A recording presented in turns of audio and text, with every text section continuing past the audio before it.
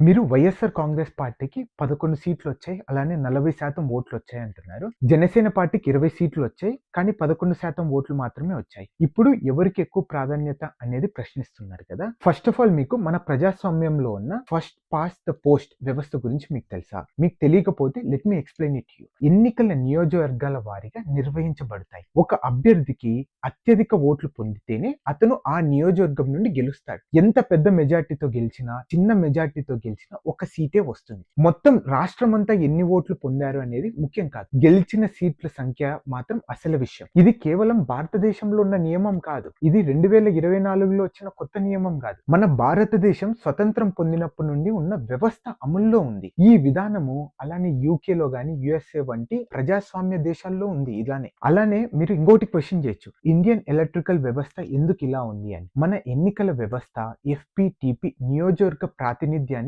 ప్రాధాన్యత ఇస్తుంది. తప్పనిసరిగా ఓట్లు సీట్లు నిష్పక్ష సమానంగా ఉండాలని నియమం లేదు. ఇది మనది రీజనల్ స్టెబిలిటీ అనేది పద్ధతి వాడతారు. అంటే ప్రాంతీయ స్థిరత్వాన్ని కాపాడమే లక్ష్యంగా ఈ ఎఫ్పిటిపి వ్యవస్థ అనేది వాడుతున్నాం. ఇక్కడ సరళంగా చెప్పాలంటే ఓట్ల శాతము ఒక అవగాహన కోసం ఉపయోగపడుతుంది. కానీ అధికారిక లేదా రాజ్యాంగ సంబంధిత వాదన సరిపోయింది కాదు. అలానే మీలాంటి చదువుకున్న వారు కూడా ఇలా మాట్లాడడం చాలా బాధాకరంగా ఉంది. దయచేసి వ్యవస్థను, నియమాలను, సాంప్రదాయాలను పూర్తిగా అర్థం చేసుకొని మాట్లాడమని కోరుకుంటున్నాను. అలానే మీరు మాట్లాడే ముందు మన భారత ప్రజాస్వామ్యంలో ఉన్న విధానాలను, నిబంధనలను, ప్రపంచ వ్యాప్తంగా ఉన్న ప్రజాస్వామ్యంలో అమలవుతున్న ఎలక్షన్ సిస్టమ్ను అర్థం చేసుకోవాలి. మీరు ప్రజాస్వామ్యాన్ని గౌరవించాలంటే నియమాలను గుర్తించుకొని అర్థమైన చర్చ జరపడం చాలా అవసరం. Thank you.